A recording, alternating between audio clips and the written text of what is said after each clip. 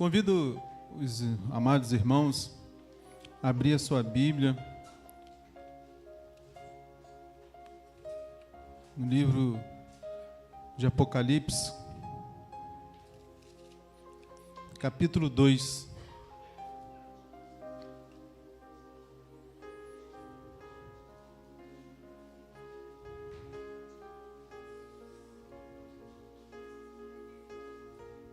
Amém?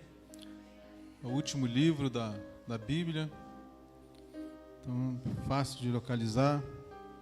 Na minha Bíblia, a página 1364. Diz assim o texto, Apocalipse capítulo 2. Escreva ao anjo da igreja que está em Éfeso. Isso diz aquele que tem na sua destra as 7 estrelas, que anda no meio dos 7 castiçais de ouro. Só até aí. Pai amado, Deus bendito, nosso Senhor e Salvador Jesus Cristo e o Espírito Santo de Deus. Senhor, que ambiente lindo, agradável está, ó Pai, porque podemos sentir a Tua presença. Continue conosco, ó Pai, no decorrer, Senhor, desses minutos, e que o Senhor possa estar nos abrindo o entendimento, ó Pai, para recebermos o que Tu tem reservado para a Tua igreja nesta noite. Muito obrigado por tudo, Senhor. Te agradecemos em nome de Jesus. Amém. Podeis sentar, amados.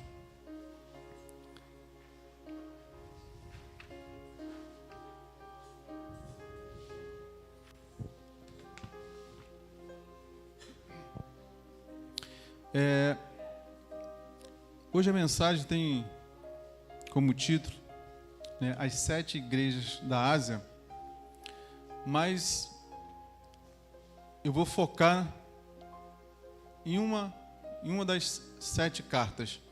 Eu vou focar na última carta, que é de Laodiceia. Mas,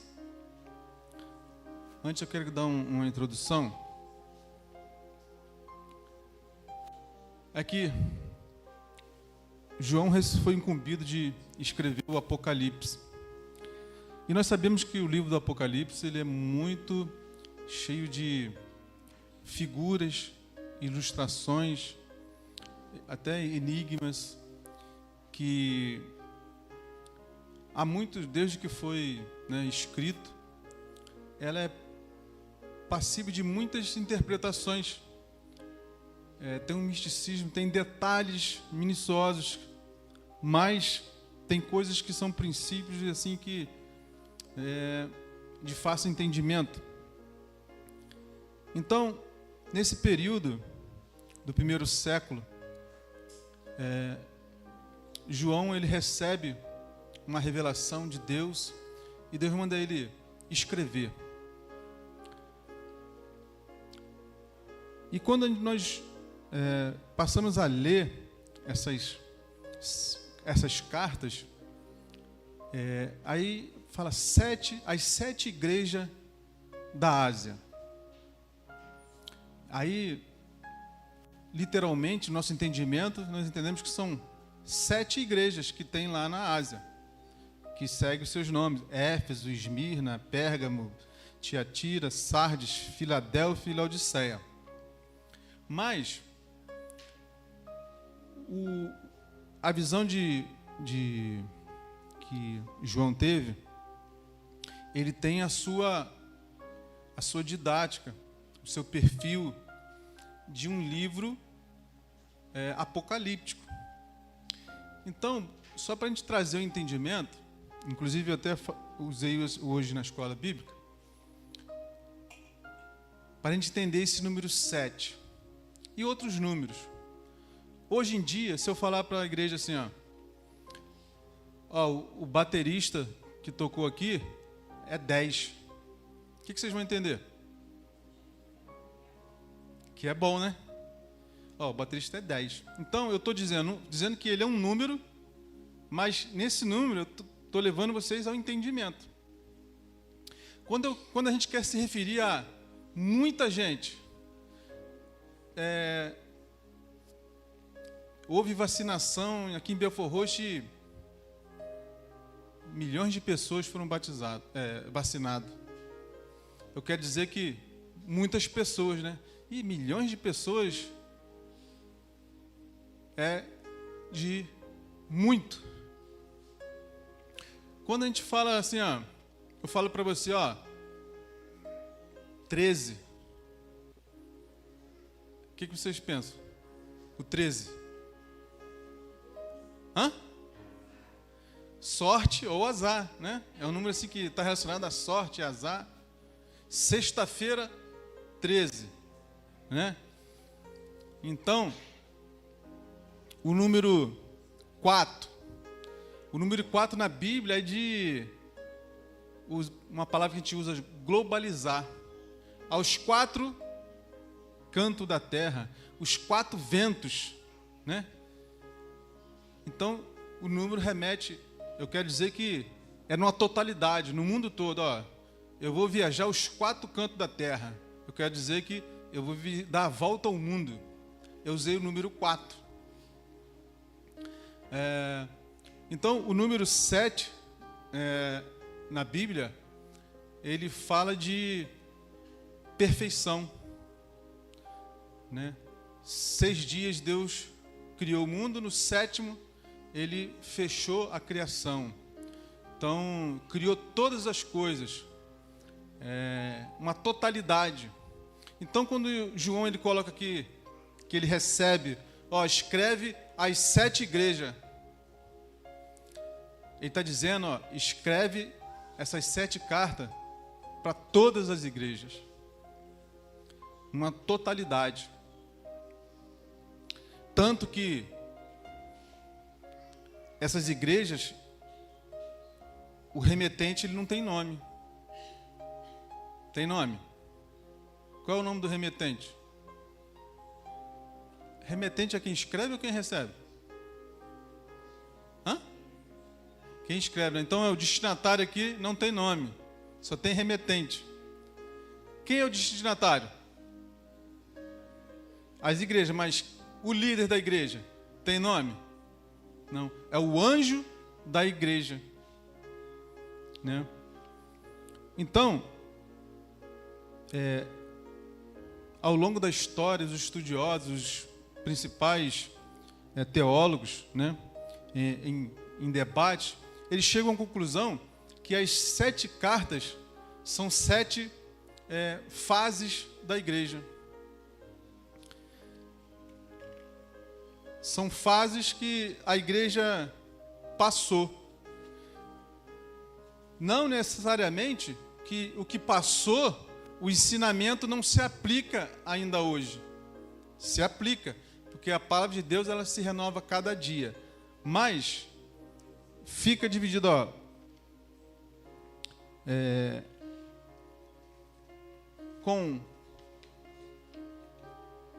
Você pode notar que as cartas ela tem um elogio, depois ela vem, né? Mas tenho contra ti, é uma crítica, e depois ele conclui com o que aquela igreja deve fazer, né?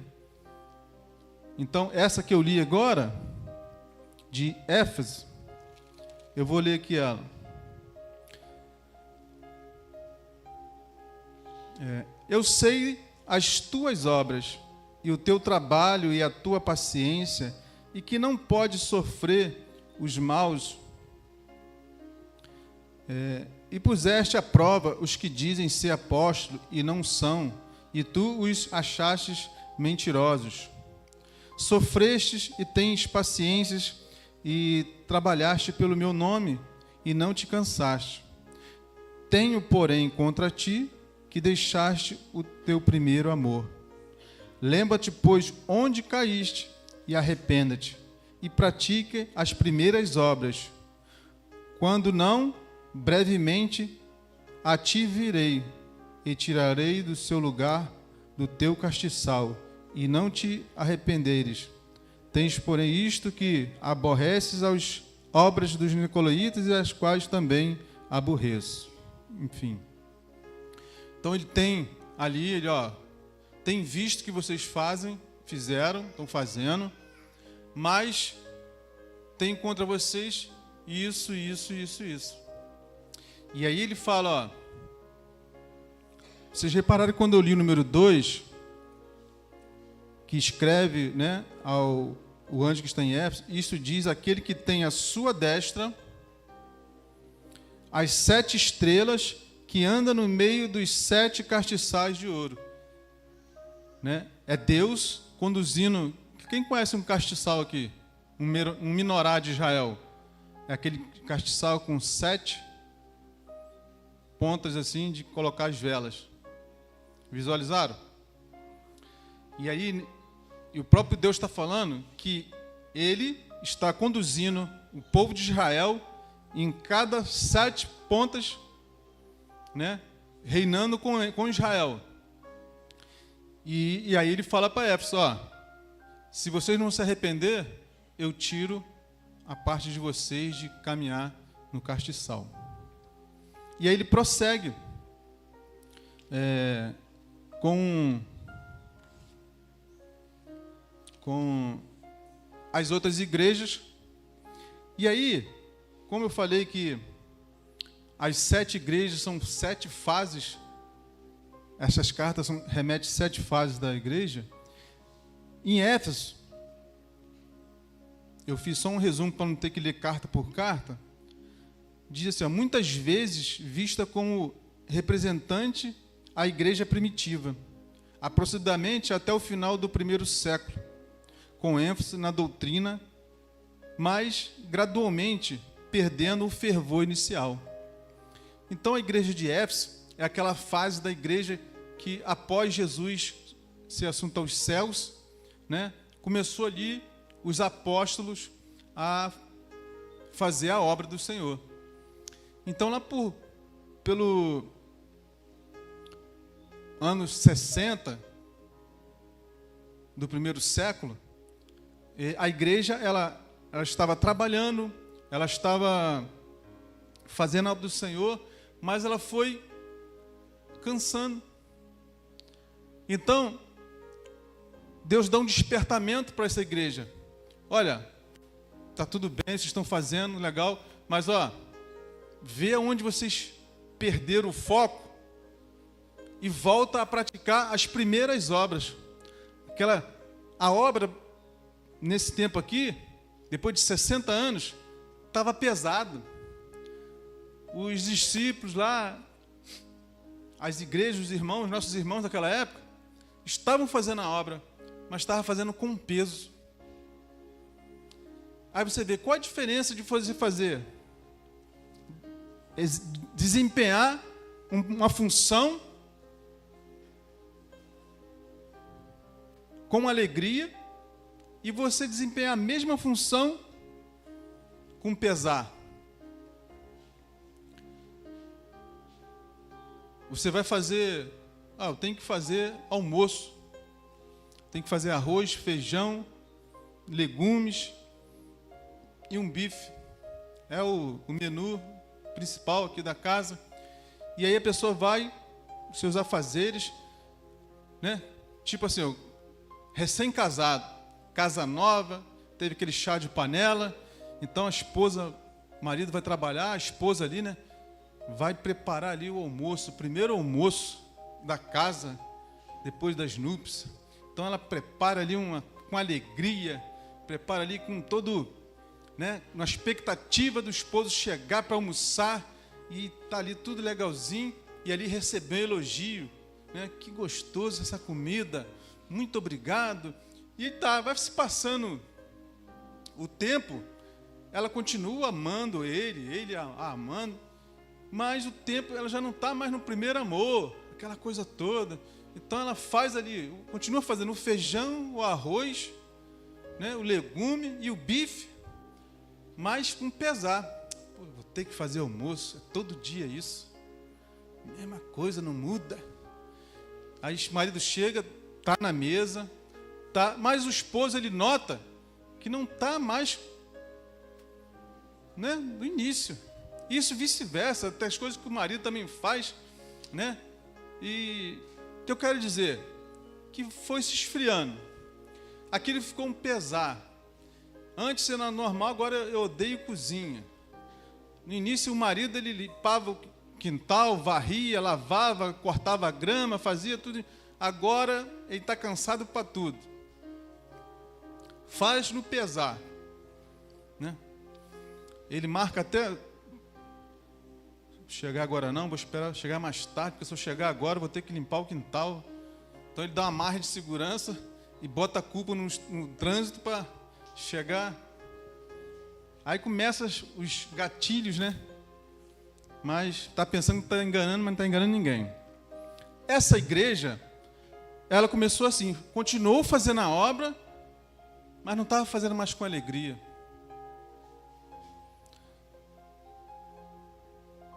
Aí me remete a um salmo, né, quando o salmista disse, ó, alegrei-me quando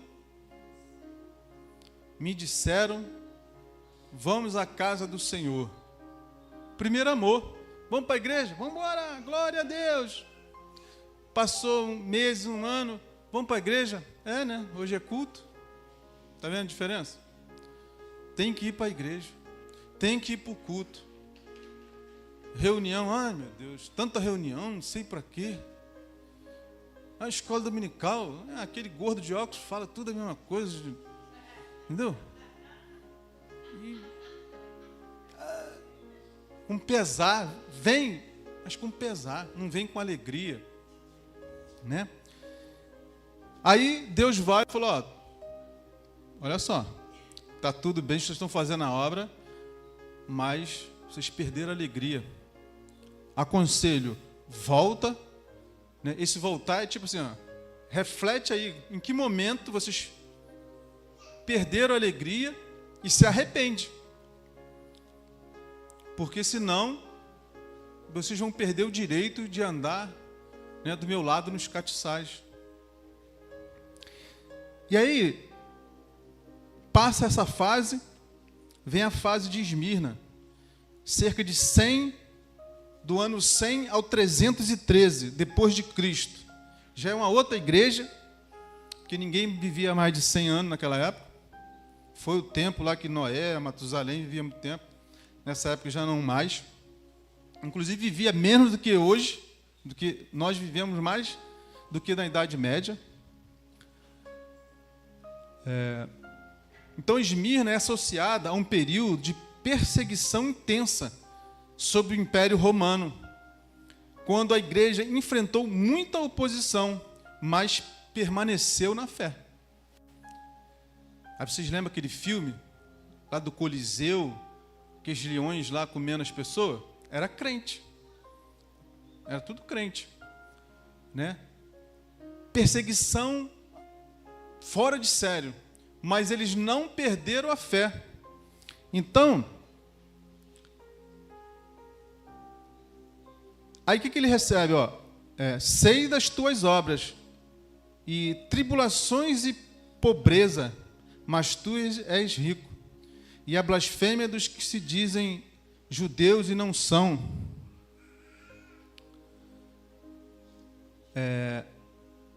Nada temas das coisas que há de padecer. Eis que o diabo lançará alguns de vós na prisão, para que sejais tentados, e tereis uma tribulação de 10 dias. Sê fiel até a morte, e dar-te-ei a coroa da vida. Então ele não tinha nada contra Esmirna, que eles estavam, ó, top. Então nessa fase, a orientação é, ó, vão padecer, vão sofrer, mas ó, ser fiel até o final, e vocês vão receber a coroa da vida. Promessa. Então, essa fase da igreja, que é aquele período que Roma se tornou um império e que saiu dominando tudo, e depois vem Pérgamo. Pérgamo representaria a igreja após a legalização do cristianismo com Constantino, quando começaram a surgir comprometimento com o paganismo e outras práticas. Isso foi de 313, quando acabou esse período de perseguição dos crentes em Roma, enfim. E aí começa quando Constantino, que é o imperador de Roma, ele se converte ao Evangelho. Mas sabe aquela conversão política? O cristianismo cresceu tanto e tomou uma posição de destaque em detrimento de outras religiões, que passou a ser a maioria. Constantino vai e se converte ao Evangelho e coloca o cristianismo, né, como do império. Só que, politicamente, ele não podia fazer isso, porque ia ferir, né, a religião de Roma e outras religiões que compunham ali o Senado, aquelas coisas todas. Então, o que ele faz? Ele dá um decreto que, agora todas as religiões vai ser uma só. Igreja Universal. Não é a Universal do Reino de Deus, não. É a igreja que é a Igreja Católica. Católico significa universal. E aí começa o quê? Mistura. Então, práticas pagãs, outros ali puxam ali para idolatria, né? E começa a igreja a tomar um rumo que aí Deus vai falar: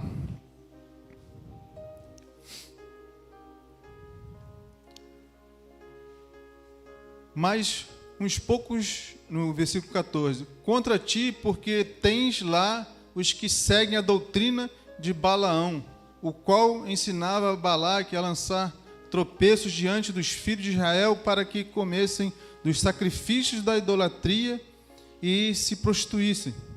Assim tens também os que seguem a doutrina dos nicolaítas e os que aborreço.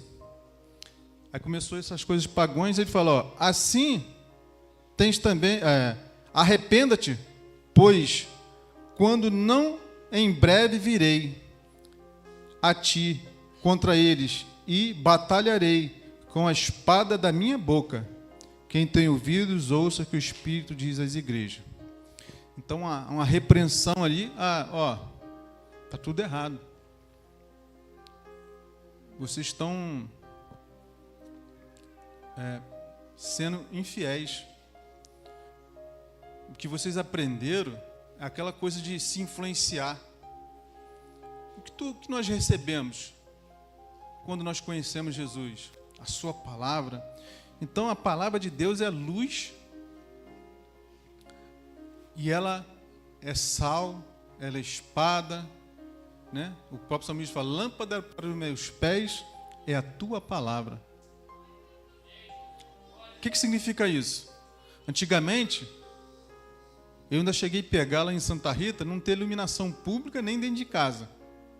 Então, para andar na rua em determinadas épocas que não tinha lua, né, tinha que ser com lanterna, porque você não via ali, não era ruas, era mais vielas assim, aquelas trilhazinhas do que rua propriamente dita.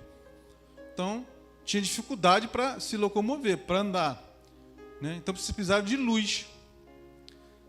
Da mesma forma, espiritualmente, a palavra de Deus é luz, porque ela nos orienta e faz enxergar onde nós estamos andando, né? Aonde nós estamos andando? Está dentro da palavra de Deus, né? Está pautado ali na doutrina, no ensinamento que nós recebemos. E já pensou, o governo, nosso presidente determina: a partir de hoje acabou esse negócio de várias igrejas, é uma só. O Deus não é um mesmo? Então vai ser só uma igreja agora. Como que nós íamos fazer?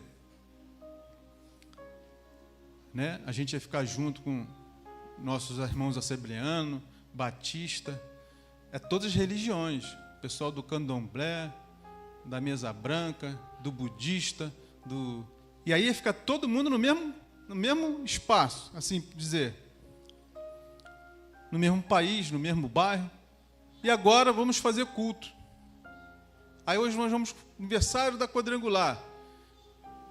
Não, mas aí Se o Ministério de Louvor vai cantar aqui um louvor a Deus, vai ter que também tocar para o Deus tal. Aí o Haroldo vai ter que pegar no batuque. Entendeu? Já pensou nisso? É isso que estava acontecendo na época. Cada um puxando, e aí aquela coisa de persuasão. Quem tinha o poder maior de persuasão, não, o culto tem que ser assim. Sabe por que a gente bate tambor? É por causa disso. Ele conta uma história que você... é por isso. Igual uma vez que eu contei aqui, que o pessoal de motoclube, aquela roupa preta, né, anel de caveira, com as caveiras estampadas aqui. O crente pode usar caveira estampada? Aí eu disse, não, por quê? Aí você sabe o que significa caveira para os motoclubes? A caveira é igualdade. Quem olha para uma caveira sabe se ela é rica? Se ela é preta, branca, japonesa? Não. Então, no mundo deles, a caveira simboliza igualdade. Já em outros lugares, né, a caveira significa o quê? Perigo. Na caixinha de veneno tem o quê? Uma caveira com dois, né? Perigo. Rede elétrica, alta tensão, tem lá uma caveirinha. Né? Então, coisas simbolizam. Aí o Apocalipse é cheio dessas coisas de simbolismo. Que às vezes a gente não entende, a gente até olha assim, cara, que isso? Mas... E passa-se essa fase da igreja de Esmirna e vem Pérgamo, que representaria a igreja após essa legalização do cristianismo com Constantino. Quando começa a surgir comprometimento com o paganismo e outras práticas.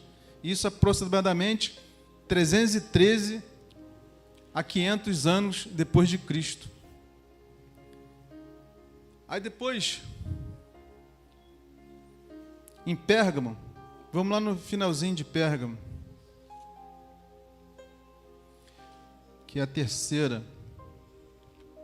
Ele vai falar, mas eu sei das tuas obras e onde habitas, que é onde está o trono de Satanás.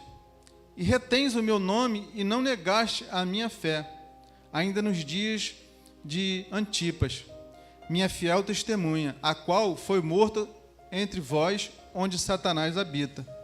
Mas umas poucas coisas tenho contra ti, porque tens lá os que seguem a doutrina de Balaão, a qual ensinava Balaque a lançar... Aí fala, no finalzinho, arrependa-te, pois quando não, em breve irei a ti. Então vocês veem que a primeira igreja, né, receberá a coroa da vida. E as outras cartas, assim, por não, em breve verei, vou voltar, eu virei. Aí vem a quarta igreja, Tiatira, vista como simbolizada a era medieval, aproximadamente 500 a 1500 anos depois de Cristo, marcada por corrupções e falsas doutrinas, mas também com elementos de verdade e fé. Aí, Tiatira, eu conheço as tuas obras e o teu amor e o teu serviço, a tua fé, a tua paciência, e que as tuas últimas obras são mais do que as primeiras. Aí é o que inverteu, né? Lá a primeira, ela começou top e foi caindo. Essa começou fraquinho, mas foi crescendo. Mas tem contra ti o que tolerais que Jezebel, mulher que se diz profetiza, ensine e engane os meus servos, para que os prostituam e comam dos sacrifícios da idolatria. E dê-lhe tempo para que se arrependesse da sua prostituição, e não se arrependeu. Eis que a porei numa cama, e sobre os que adulteram com ela virá grande tribulação. E vai falando, mas eu vos digo, lá no 14, 24 já, mas eu vos digo a vós e aos restantes que estão em Tiatira, a todos quantos não têm esta doutrina e não conheceram, como dizem, as profundezas de Satanás, que outra carga vos não porei, mas os que tendes, retende até que eu venha. Então, ele termina de novo, né? Retém o que tu tem até que eu venha. A quinta carta, Sardes, associada a um período de reforma protestante, aproximadamente 1500 a 1700 antes de Cristo, depois de Cristo. Uma época de renovação, vigor, mas também com tendências à estagnação espiritual. Aí vai falar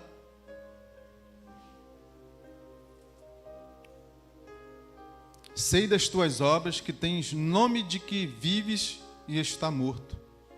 Sê vigilante e confirma ao restante que estava para morrer, porque não achei as tuas obras perfeitas diante de Deus.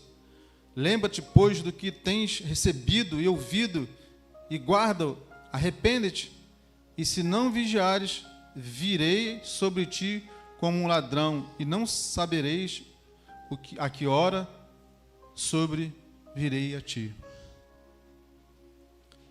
E chega a sexta igreja, o sexto período, estágio, representaria a era do grande despertamento e missões, já agora próximo da gente, aproximadamente de 1700 a 1900, destacada por revitalizações espirituais e expansão missionária. Então, em 1900, aqui tem um montão de gente aqui de 1900, não tem? Eu sou de 1968, né? Tem alguém aí de 1900 só? 1910? 1950? Ninguém tem de 1950 aqui? O irmão Benjamin. Então, o irmão Benjamin já viu isso mais do que nós, né? Quem pegou aí aquela fase, ou sabe por ter já estudado isso, aqueles movimentos na Europa, depois foi lá para os Estados Unidos, na Rua Azusa, aquele movimento pentecostal, e nós fomos até alcançados por missionários dessa época, né? Billy Graham veio mais para cá, para a década de 90, 80, 90. Mas Gunnar Wingre, Daniel Berg, né, vieram trazer os pentecostalismos para cá. Já estava aqui a Igreja Batista, traga pelos suecos também. E então o nosso país recebeu missionários desse movimento, dessa época da Igreja de Filadélfia. E de 1900 para cá foi 60. Em 1980, para a Igreja Evangélica foi um movimento, quem lembra da década da colheita? Quem chegou a pegar essa época? Vocês não lembram dessa época? Fiquei sozinho, estou velho. Então teve essa década da colheita, onde o pessoal investia, a igreja investia tinha muitas cruzadas evangelísticas, né? Na época do Gunnar Wingre, Pon Yong Shu, já ouviram falar desses personagens, né? Os grandes pregadores, os grandes missionários pregavam, e você via ali manifestações extraordinárias, até, né, a nossa fundadora, né, trouxe também aqui para o Brasil. Hoje está completo. Hoje ou essa semana? Tem uma data específica? Dia 15, né? 73 anos, né? 73 anos que uma missionária, né, levantou essa bandeira. E muitos foram cansados. Mas eu quero focar agora na sétima igreja, que é a igreja de Laodiceia. Eu vou ler aqui a sétima igreja.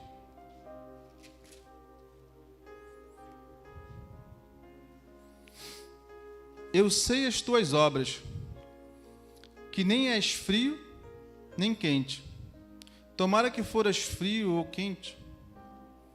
Assim, porque és morno, e não és fria nem quente, vomitar-te-ei da minha boca. Como dizes, rico sou e estou enriquecido, e de nada tenho falta. E não sabes que és um desgraçado e miserável, pobre, cego e nu. Aconselho-te que de mim compres ouro provado no fogo, para que te enriqueças, e vestes brancas, para que te vistas e não apareças as vergonhas da tua nudez, e que unja os olhos com o colírio, para que vejas. Eu repreendo e castigo a todos quantos amam. Se pois zeloso, e arrependa-te. Aí vem agora o detalhe, ó. Eis que estou à porta e bato. Então vocês notam que as outras cartas, eu virei, e quando eu vir até vocês, não sabeis o momento que eu vou vir, eu virei e farei. Agora, quando chega nessa igreja, ele não usa mais a palavra eu virei. Ele fala, eis que estou à porta e bato. É como se fosse assim, ó.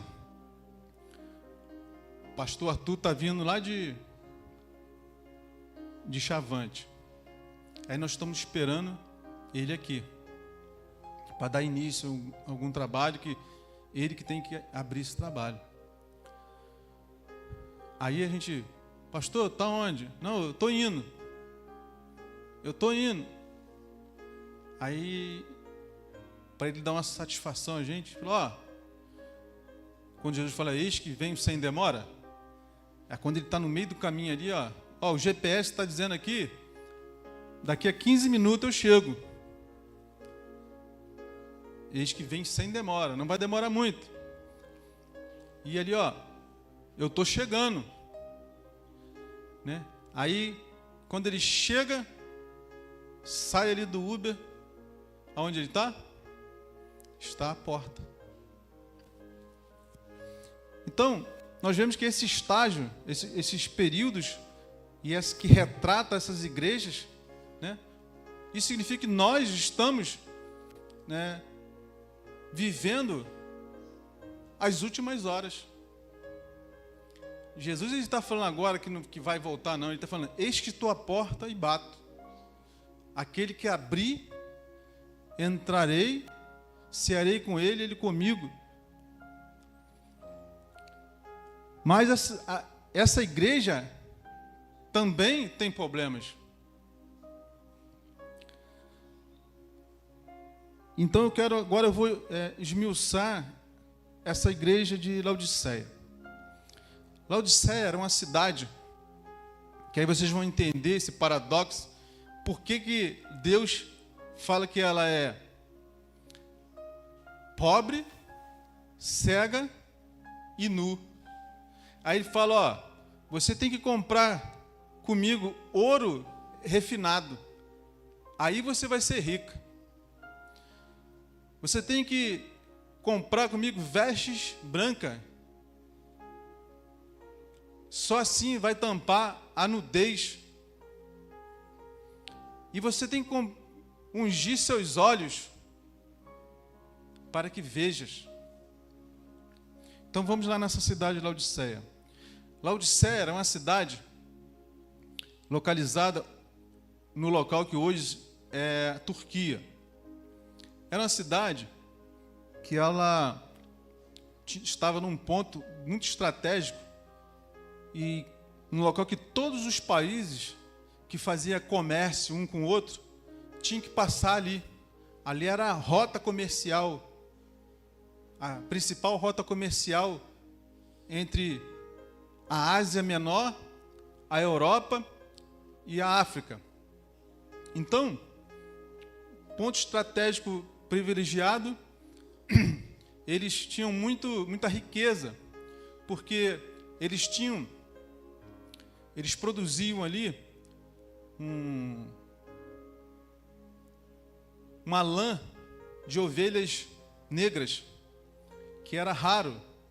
E a maior produção de lã, de tecido de toda a Ásia, era de Laodiceia. Então, rendia muito lucros. Eles tinham jazidas de ouro. A maior faculdade de oftalmologia era em Laodiceia. E eles tinham um colírio que eles fizeram, né? Chegaram a produzir um colírio que toda a idade naquele período usava, e os estudos eram ali. Então, eles tinham também águas termais, arquedutos, que saía, né, de uma cidade vizinha, mas para que eles fizessem aquelas casas de banho medicinal e de lazer, né? Os engenheiros de Laodiceia, né, construíram arqueodutos para tirar lá das minas de águas termais, águas quentes, eles canalizaram e levaram para a cidade deles. Mas só que, o que acontecia? A água saía bem quente de lá, até passar todo aquele tempo. Como é que ela chegava em Laodiceia? Morna. Então, as casas termais de Laodiceia, ela não era nem quente, nem fria, era morna, né? Então,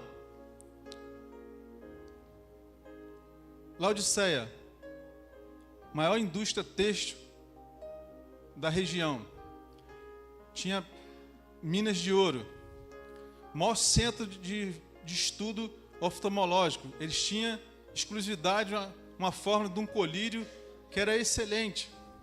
Na época eles operavam até catarata, com a tecnologia que eles tinham. Então eles eram autossuficientes. No ano 68 depois de Cristo,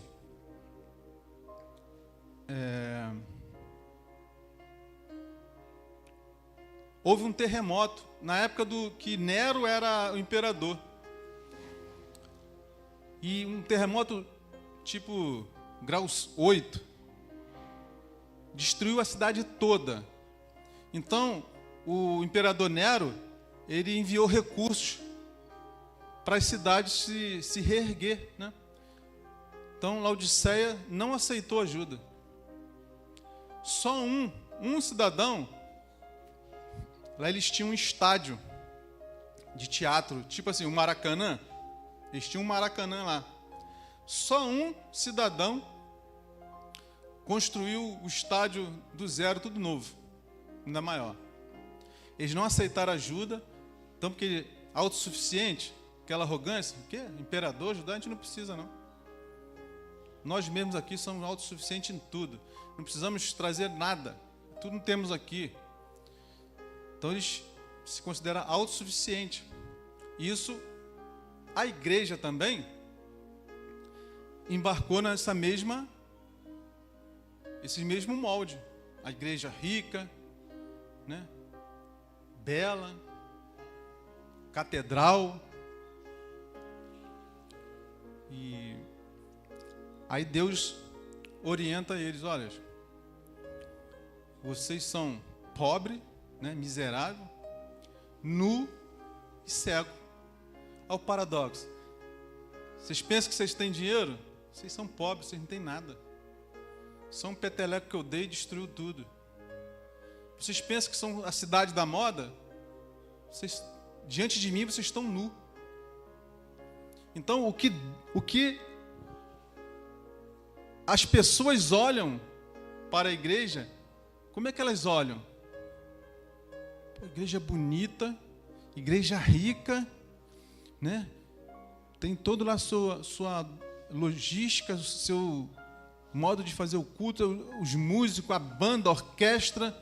Então, para os olhos da sociedade, né? Que igreja rica, poderosa. Mas aos olhos de Deus, Ele olha para aquela igreja e vê uma igreja pobre, nua e cega. Não estava mais, né, juntando tesouro no céu, o ouro refinado,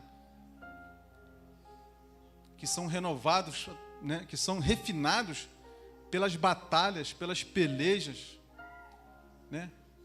Não estão buscando as vestes brancas,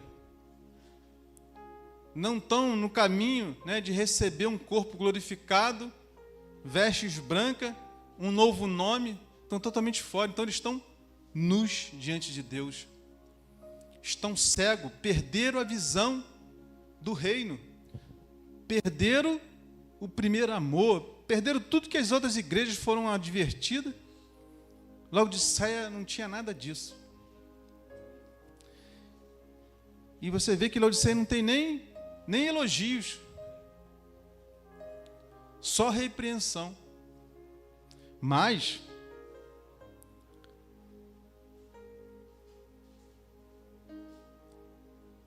muitas vezes associada à igreja moderna ou contemporânea, criticada por complacência espiritual. Complacência, irmãos. O que é complacência? Eu vou ser complacente com o irmão Haroldo. O que significa isso? Eu vou procurar agradar o irmão Haroldo. Ainda que o irmão Haroldo não está fazendo o que deve fazer, mas eu vou ser complacente com ele, vou agradar ele, né? Irmão, complacente é aceitar. Os irmãos estão aqui, está todo mundo errado, está todo mundo aqui, desculpa o exemplo, mas todos nós aqui estamos em pecado. Aí o pastor Arthur sabe do pecado de cada um aqui. Aí o pastor Arthur, né, um pastor que está na palavra, ele vai repreender e não vai aceitar. Ainda que saia todo mundo aqui da igreja aborrecido, ele não vai tolerar isso. E tem aqueles líderes que é complacente, sabe que está todo mundo errado, mas eu vou ser complacente ali, porque o irmão, o dízimo dele é 15 mil, o dízimo daquele irmão ali é 20 mil, eu tenho que ser complacente, porque se ele sair, né, vai ferir aqui a caixa da igreja. Essa é a igreja de Laodiceia. Eles não estavam preocupados em confrontar dentro da palavra, porque não tem problema nenhum a igreja ser rica.